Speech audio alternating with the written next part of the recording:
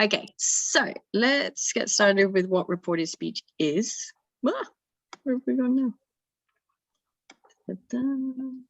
Okay, for some reason we have an extra slide. Let's move on. Okay, so basically reported speech is kind of, I like to call it the gossiping grammar, because it's talking or telling somebody what somebody else has said. Okay, and there are many different ways that we can do this. We can, literally quote exactly what the person has said, and this is known as direct speech. So, for example, I work in a shop, said John.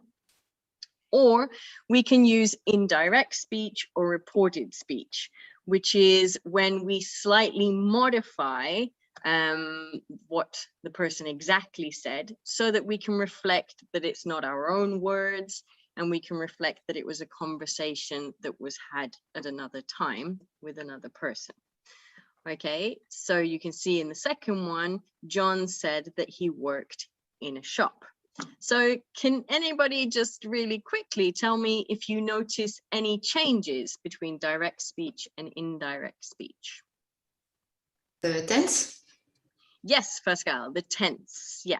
So the main thing with indirect speech is that we actually kind of move the tense back one, okay, from the tense that was originally used.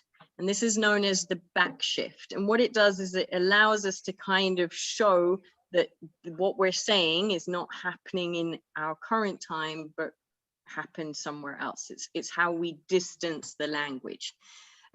So the back shift is quite easy.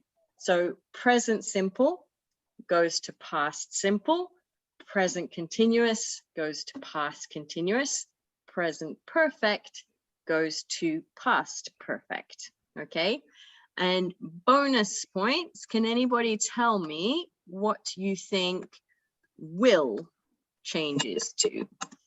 So the future will, what does it become? Would. Yep. Wow, Pascal, you're on fire today. Would. Okay, somebody had their evening coffee today. Okay, so yeah, will becomes would. Okay, so it's really simple. We just move one tense back in time when we use indirect speech or reported speech. Does anybody have any questions at the moment about the back shift?